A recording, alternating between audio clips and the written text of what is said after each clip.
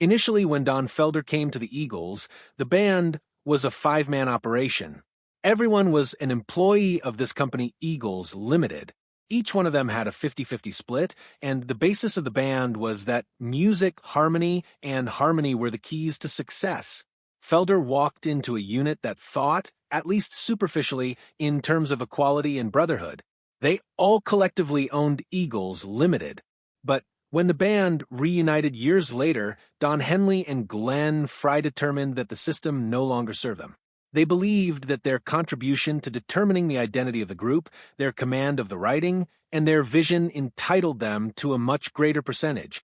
Felder disagreed. He felt the work was a group effort and that what had been established in the early years wouldn't simply change overnight. That disagreement escalated until it became open conflict, and Felder was ultimately let go by the Eagles, not in person, not even by phone call, but by something as cold and impersonal as a fax. He remembered the moment vividly, how the news arrived, not with human words, but with a legal notice, "You're out." The answer to his appeals was no, the door was shut, and the brotherhood he thought he was part of turned into a corporation where he was no longer welcome. 2 decades later, he spoke up.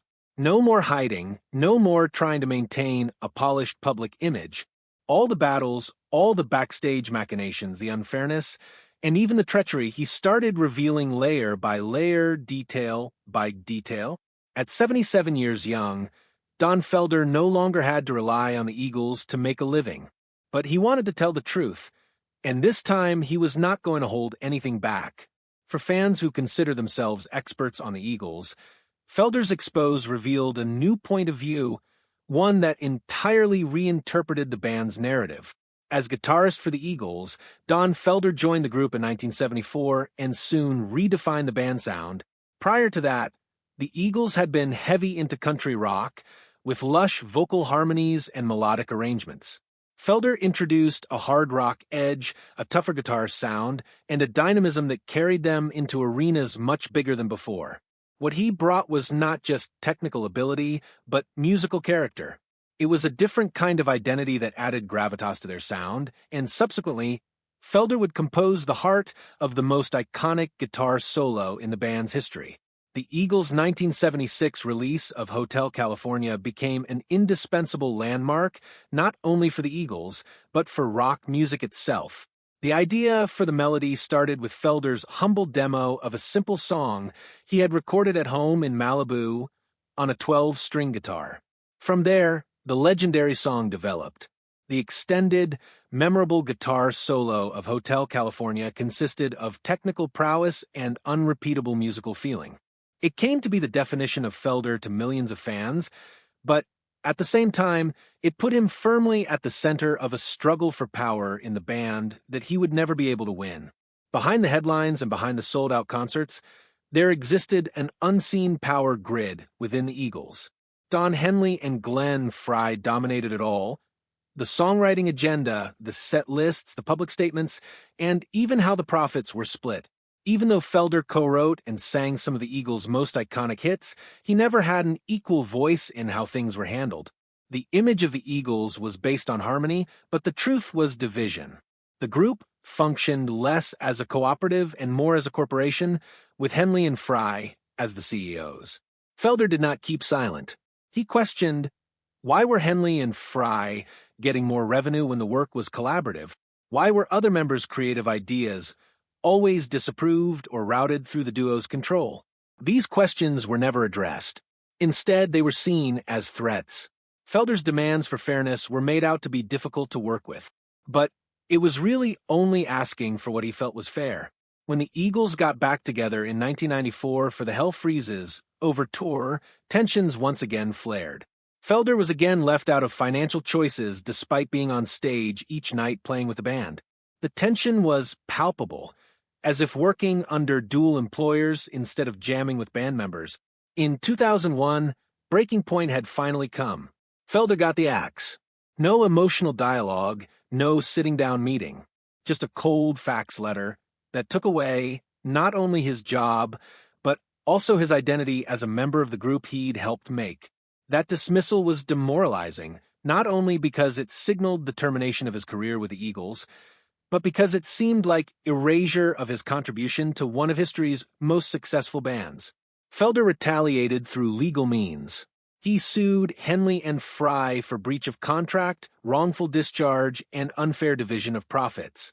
The lawsuit was a media sensation, revealing fissures in the shiny veneer of the Eagles' image. Fans who long viewed the band as the ultimate model of harmony and solidarity were appalled by the information in the dispute. Felder, once the band's hub creative collaborator, was now the outsider. Henley and Fry maintained running the Eagles as a brand, with Felder publicly discarded as yet another bitter former member. The lawsuit remained ongoing for years before being settled out of court in 2007. The settlement terms were never revealed, but Felder indicated that his battle was never about money. It was about dignity. He didn't want in. What he was looking for was acknowledgement that his role in the history of the Eagles was irreplaceable and could not be removed. In 2008, Felder published his memoir, Heaven and Hell, My Life in the Eagles, 1974 to 2001, that gave an exhaustive insider's report on his time with the band. The book was controversial right away because it not only recounted the tale, but revealed manipulation, unfairness, and displeasure that had been building in secret for decades. Felder wrote clearly and sometimes bitterly. He did not sugarcoat and avoid blaming others. Chapter by chapter, he exposed how Henley and Fry had centralized power in the Eagles while other band members were marginalized. His candor made the memoir something greater than a personal account, something of a document of history, an unvarnished glimpse into how one of the world's best-known bands operated as a ruthless business. The reaction was brutal.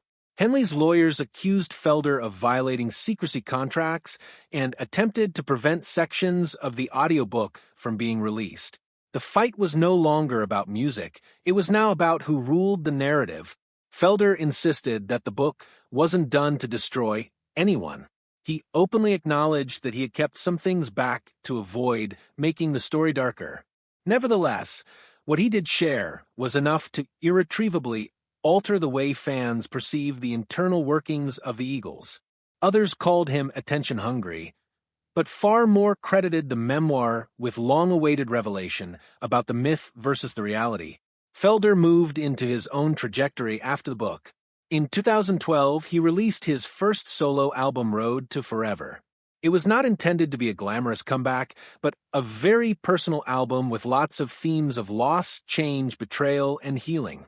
It was the culmination of over a decade of music bottled up amidst the frenzy of lawsuits and disagreements. In 2019, he followed this with American Rock and Roll, a cross-generational effort that involved rock legends such as Slash, Mick Fleetwood, and Sammy Hagar. Felder demonstrated that he still enjoyed the universal respect of his peers and that he was capable of producing solid, contemporary work independent of the Eagles. Ever since the 2010s, he has toured consistently, playing both his old and new songs. He never fails to play Hotel California, playing it devoutly in its original form, not due to hanging on to the past, but because of respect for what the song signifies to millions of people. In 2025, Felder revealed another milestone. The Vault, 50 Years of Music, a compilation of unreleased demos and collaborations with well-known musicians such as Steve Lukather and David Paich of Toto. Far from nostalgia project, it was a statement that Felder had still plenty to share. In addition to his music, he spent time on education, facilitating guitar workshops, giving talks on panels, and advocating for music education programs for youth. To him, music was never just a profession, it was a method of uniting generations. Felder had a health scare in February 2025 during a concert on the Rock Legends cruise when he passed out during Tequila Sunrise. The reason was found to be extreme dehydration. He comforted fans after resting for a few days, assuring them he was okay and would be back soon. It was a reminder that at 77 his body wasn't as strong, but it also testified to his resilience. He wouldn't use age as an excuse. He was still writing, still performing, still bringing his voice into the world. Felder's thoughts about the Eagles today are less bitter than in the past. In interviews, he has described being kicked out of the band as, in a sense, a blessing. It compelled him to differentiate between obedience and cooperation, between belonging to a group and being dominated by one. He could never manage to make amends with Glenn Frey, and when Frey passed away in 2016, Felder went to the memorial service out of respect. Although he freely admitted that there was still an abiding void between them that had never healed. His connection with Don Henley is remote and courteous, with only a few token courtesies at industry gatherings. Felder no longer discusses the old facts these days, not because he has lost memory, but because he has opted to forgive, not for them, but for his own good conscience. As he has testified in seminars, forgiveness is not about fixing the other party's happiness. It's about breaking the cycle of bitterness in yourself. For young artists, Felder teaches more than how to play the guitar. He teaches from his own experience of what he refers to as invisible burnout, the psychological price paid when your creative voice is muted by being in a group where the powerful personalities overshadow you. His teaching isn't merely playing scales or songwriting, but about retaining identity in settings that may seek to overwrite it. In spite of all this, Felder's position in rock lore is secure. The solo on Hotel California is his legacy. He never vaunts it, never alters it when performing live, always honoring what it means to listeners. That one song alone would ensure his place in history. But Felder has refused to reside in that shadow. His subsequent works, his instruction, his collaborations, all point to a man still who believes music is his language, his means of speaking truth. Now 77, Felder no longer tours on private aircraft or tops huge stadiums with the Eagles. But when he takes the stage, guitar in tow, the crowd still quiets as soon as he starts playing. The band that had the nerve to fire him still plays his songs, still earns millions off the solo he wrote. If the official record does or doesn't take credit, Don Felder knows, and so do his fans. His work is etched in the heart of rock and roll history. He no longer waits for their apologies. He no longer seeks their approval. Rather, he exists and continues to make music on his own terms. As he explained in a recent interview, "I did what I had to do. If it's not in the official record, it's in the music." And for Felder, that is suffocacy.